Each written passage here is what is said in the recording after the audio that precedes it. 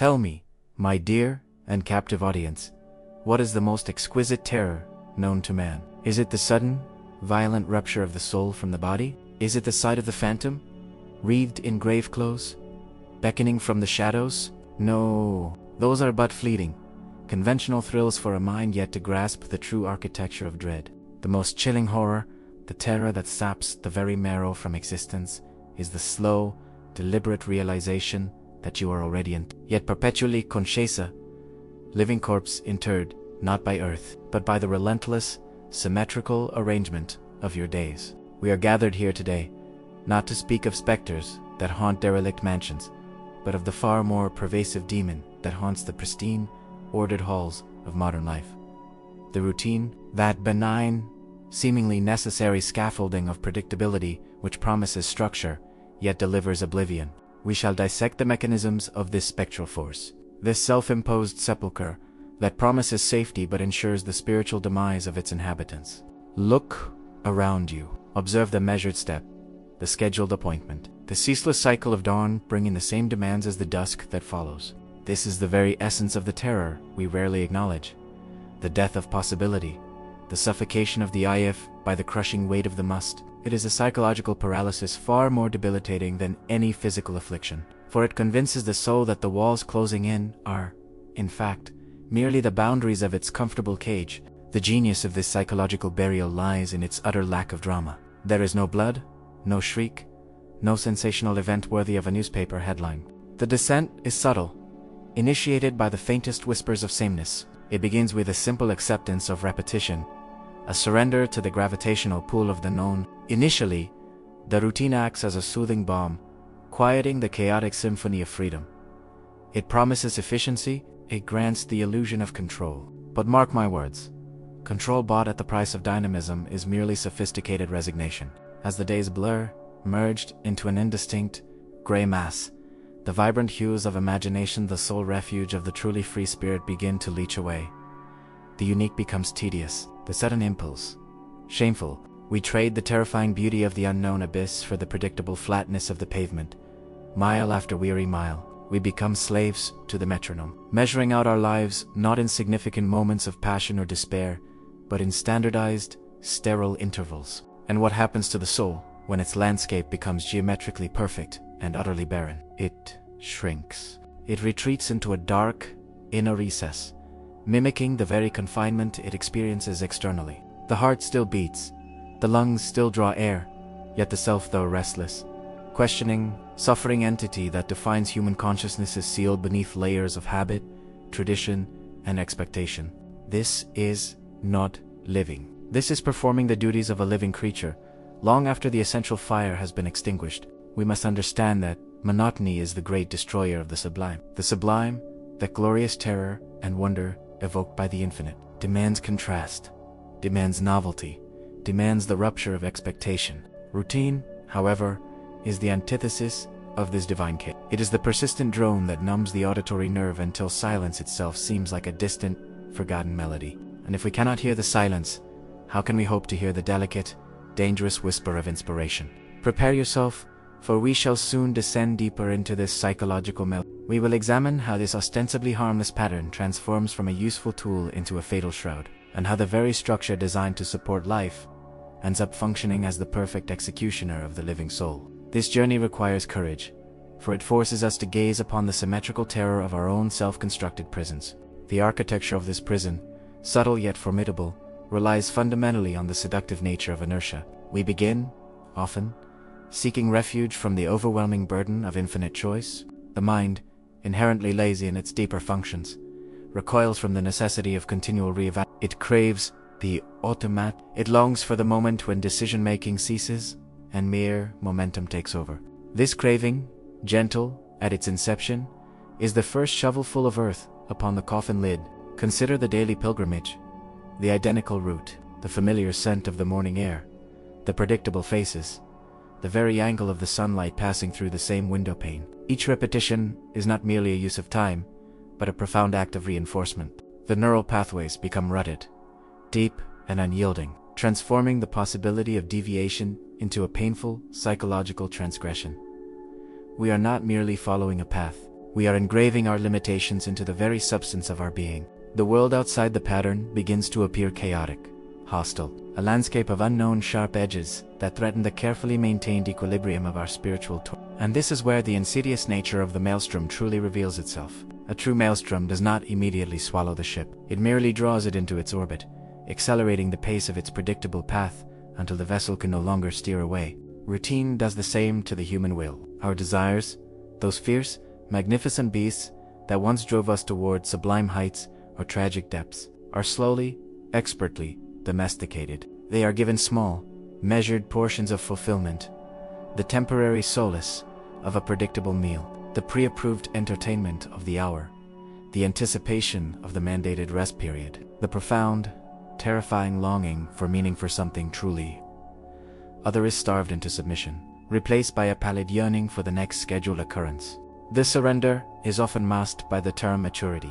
We are taught that the relinquishing of the passionate, erratic, and exploratory spirit is the hallmark of adulthood. We are encouraged to admire the symmetrical efficiency of the life lived without surprises. But what is efficiency, if not the systematic elimination of waste? And what is the most significant waste, from the perspective of the routine? The unpredictable spark of genius, the disruptive force of genuine emotion, the sudden, glorious agony of profound insight. These elements are purged, deemed extraneous to the functioning machine. Furthermore, routine cultivates a peculiar form of intellectual anesthesia. The senses, assaulted daily by the same stimuli, retreat into a defensive dullness. We cease to truly see the walls of our environment. We merely register their expected presence. We do not hear the language spoken around us. We process the familiar frequencies of transactional noise. This sensory deprivation, self-imposed and celebrated as focused concentration, leads inevitably to an inner void. The exterior world, once a magnificent tapestry of texture and terror, shrinks into a two-dimensional stage setting, against which our own actions seem prescripted and hollow. The greatest psychological burden this descent imposes is the distortion of time itself. When every day mirrors the last, the passage of years loses its defining markers. Time ceases to be a river carrying us through distinct landscapes and becomes a sluggish, gray pool where reflection is impossible. Suddenly, we look upon a decade past and find no distinct memory capable of differentiating the Tuesday of 4 years ago from the Wednesday of last week. They are amalgamated into a single, terrifying uniformity. This erosion of memory is, perhaps, the final act of burial, for to lose the distinction of one's past is to lose the definition of oneself. We become specters haunting the echo of our own lives, forever trapped in the cyclical present. We are forced to confront the chilling truth. The fear of stagnation is often less potent than the fear of the necessary upheaval required for escape. The maelstrom offers a terrible comfort: the certainty of your destination, even if that destination is ruin. To break the routine is to leap into the abyss, and few souls possess the requisite madnessor, the necessary courage to embrace the unknown void over the known, suffocating enclosure. But if we do not acknowledge this suffocating reality, if we do not dissect this living death, we will remain bound, forever measuring our breaths by the tick-tock of a clock that counts down not to our release, but to the full realization of our spiritual emptiness. The descent into this organized spiritual inertia brings us to the most critical juncture of our analysis. The moment when the carefully constructed silence of the routine is breached by the unbearable clamor of the soul itself.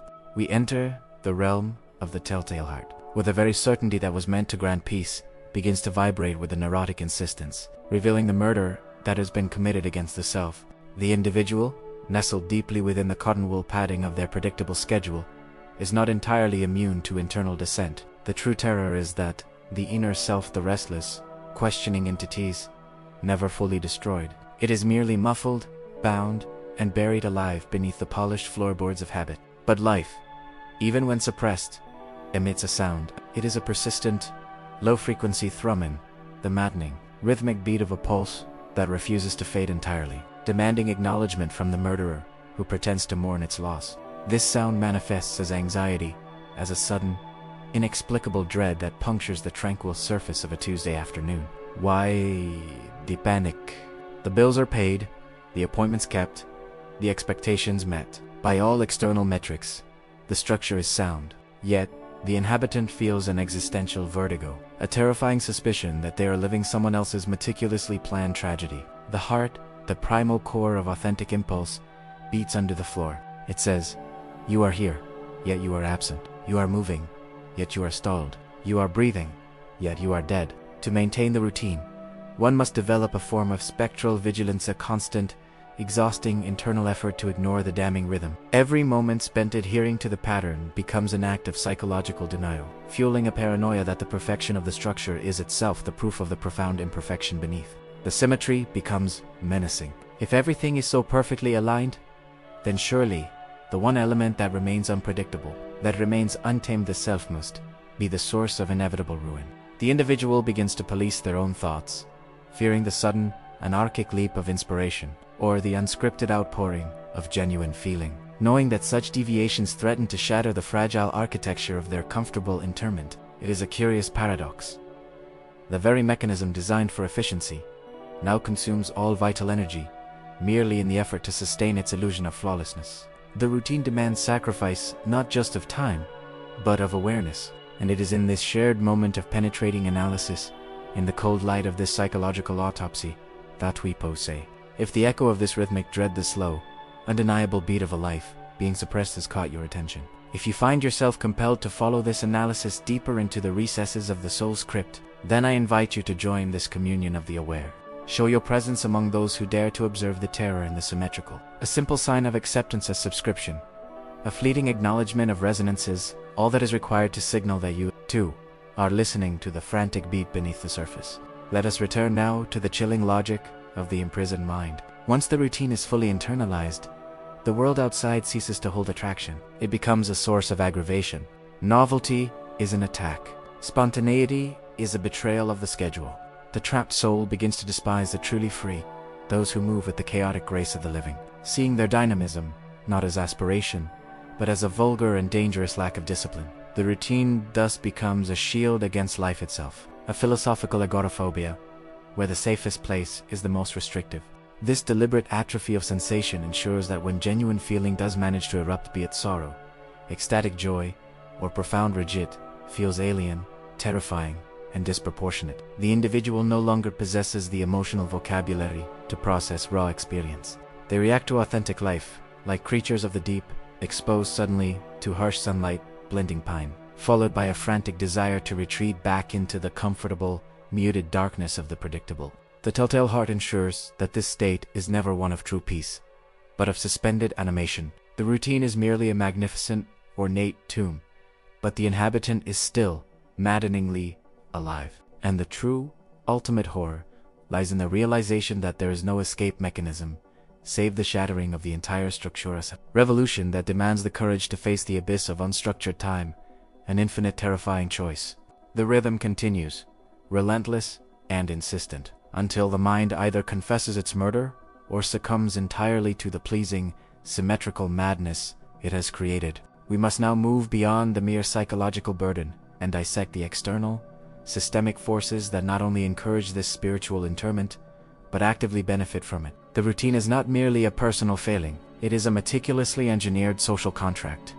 A vast, complex mechanism that thrives on the very predictability it imposes. This is the enigma of the ordered society, where the collective efficiency demands the sacrifice of the individual's dynamic spirit. Consider how the external world is structured to reward adherence and punish deviation. Economic models, social hierarchies, and even the very urban landscape are predicated upon the assumption of predictable human flow. The cog must turn at the mandated speed, in the pre-approved direction, for the great machine of commerce and bureaucracy to function without friction. And what is the currency of the routine?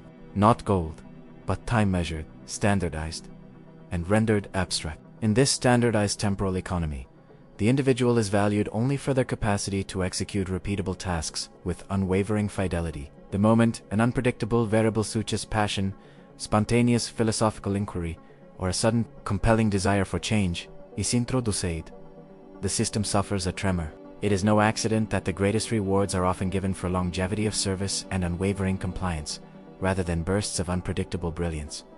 Brilliance is dangerous. Predictability is profitable. This social structure subtly redefines virtue. Perseverance is lauded, but only when directed toward maintaining the established track. Patience is admired, but often masks a profound paralysis of will. The concept of duty becomes the sacred veil beneath which the self is quietly we are tugged from the earliest age. That fulfillment is found not in the exploration of internal depths, but in the external performance of the mandated role. The fear of being deemed unreliable, erratic, or unproductive acts as a powerful, invisible handcuff, binding the restless soul to the desk, the assembly line, or the digital interface. The enigma deepens when we observe the paradox of leisure within this regime. Even the moments dedicated to escape are often prepackaged, standardized, and scheduled mere scheduled breaks in the larger routine. We consume relaxation rather than experiencing spontaneous repose. We seek novelty in pre-approved forms, the tourist route, the best-selling narrative, the algorithmically suggested entertainment. These activities offer the illusion of freedom while ensuring the participant remains safely within the boundaries of measurable consumption. The leisure industry, recognizing the profound emptiness created by the work routine, sells us back a pale, predictable imitation of the life we have sacrificed. Even our moments of supposed rebellion are merely another cog in the machine, grinding out profit from our collective spiritual fatigue. To challenge the routine is, therefore, to challenge the entire social edifice. A prospect so daunting that most minds retreat before the first stone is even cast. The individual perceives themselves as utterly alone against this vast, self-perpetuating system. And indeed, they are. For the system is designed to isolate the labeling their divergence as pathology, eccentricity, or failure. Those who manage to shatter the cage often find themselves cast out, forced to navigate a world that is inherently hostile to the unmeasurable soul. Yet, there is a terrible beauty in this oppression. It forces a critical realization that true freedom does not lie in the ability to choose between pre-selected options, but in the capacity to reject the premise of the menu entirely. The enigma asks us to define ourselves not by what we accomplish within a routine, but by what we refuse to sacrifice to it. The key to unlocking the self from this standardized torment is not simply to change the schedule, but to fundamentally alter the internal relationship with time, expectation, and the terrifying, glorious burden of genuine existence. We must learn to cherish the rupture, to seek the sublime fracture in the predictable surface. The ascent from this enforced psychological depth leads us to the heart of the matter, the moment of acute and terrible clarity, the climax of the Raven. Here, the truth is laid bare, stark and inescapable.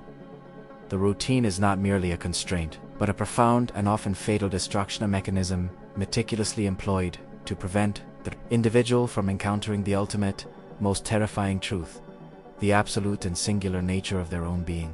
Observe the human soul when deprived of distraction, when forced into true, unadulterated solitude, where the metronome of schedule falls silent. It encounters the void. It encounters the sheer responsibility of self-creation, the immense, chaotic power of having to define one's own meaning in a universe that offers none readily available. The routine, in its endless repetition of minor, manageable duties, serves as a powerful shield against this ontological shock. It keeps the mind perpetually busy with the trivial, preventing the dangerous, necessary engagement with the monumental. The constant requirement to do prevents the essential agony of being.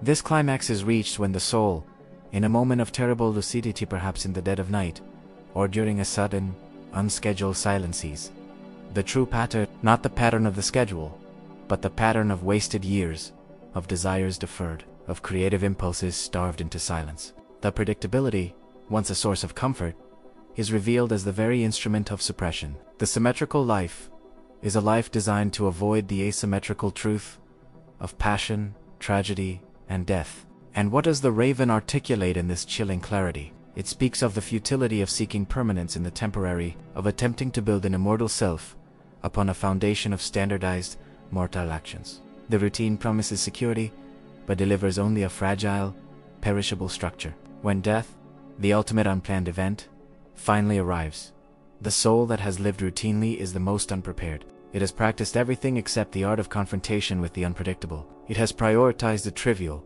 allowing the profound to slip away unexamined and unlit. The true intensity of this climax lies in the realization that the living burial was voluntary. We were given the keys to the prison, and we chose to lock ourselves in, craving the sweet illusion of control over the terrifying reality of freedom. This self-betrayal is the ultimate source of existential suffering. The knowledge that the cage was woven from our own consenting habits. Yet, this moment of recognition is also the single greatest opportunity for redemption. The realization of the living death is the precursor to the painful, violent rebirth. To acknowledge the tyranny of the clock is to seize the moment. To recognize the sterility of the standardized path is to dare to leap toward the spontaneous wilderness. The routine's greatest weakness is that it can only control the actions of the body. It cannot suppress the fundamental human capacity for radical internal transformation. The individual must embrace the agony of the rupture. They must cultivate a profound disrespect for the comfortable mediocrity and the soothing drone of the expected. They must seek the difficult, the unmarketable, the emotionally abrasive. For only through experiencing the friction of true, unmediated existence can the soul shed the polished, uniform surface of the living corpse and reclaim its rightful, chaotic, and terrifying vitality. The terror of the routine is matched only by the terror of breaking it. But the latter is the necessary terror that signifies the beginning of genuine life. Having navigated the chilling depths of the routine's psychological tomb, and having witnessed the necessary, painful truth articulated in the climax, we arrive now at the somber, yet imperative, philosophical conclusion. The message, final, and the legacy. What remains when the structure is questioned, and the metronome is only the stark, undeniable responsibility of the moment. The legacy of the soul, trapped by routine, is not merely boredom. It is a tragedy of missed potential, a vast, empty canvas where masterpieces of self-definition might have been painted. We have established that the greatest danger is not external persecution, but internal compliance, the quiet agreement to exchange the sublime, dangerous pursuit of meaning for the guaranteed mediocrity of the schedule. The solution, if such a pragmatic term can be applied to a metaphysical crisis, is not the chaotic abandonment of all structure, but the conscious, deliberate re-engineering of the internal world. One must introduce the principle of calculated incoherence into the fabric of the day. Seek the sudden detour. Embrace the unexpected conversation. Read the book outside your professional domain. Cultivate a dedicated space for the utterly useless, the purely aesthetic, the emotionally inconvenient. These small ruptures are vital points of resistance. They are the cracks through which the light of true consciousness may stream. We must redefine success. It is not the accumulation of predictable milestones, but the depth of genuine experience, the intensity of connection to the raw, untamed elements of life, and the unwavering commitment to one's own authentic, albeit often terrifying, voice. To live a life of consequence is to accept that such a life will be inherently inefficient, riddled with necessary failures, and profoundly asymmetrical. For those who have journeyed with me through this valley of shadows, who recognize the spectral chill of the living burial in their own existence, the time for mere contemplation is over. Reflection without subsequent action is simply another, more refined form of paralysis. If this dark discourse has stirred the entombed spirit within you, if the telltale heart is beating faster beneath the floorboards of your own established life, then do not retreat into the silence of forgetfulness. I implore you, make a deviation. Today, seek the friction, embrace the inconvenience. Write down one act you will commit this week that your routine utterly forbids. One conscious, profound rupture with the expected. Share the nature of this deviation, this first necessary leap from the coffin in the comments below, that we may witness the collective defiance of the newly awakened. Do not merely consume this analysis. Let it consume the stale air of your self-imposed prison. The greatest legacy we can leave is not the flawless execution of a dictated life, but the messy, beautiful evidence of a life chosen. Break the symmetry. Embrace the storm. And remember this: you are not defined by the paths you walk, but by the wilderness you dare to enter. The routine may bury living souls, but only the soul itself possesses the power to push back the earth. The grave is ready, but the life within still screams.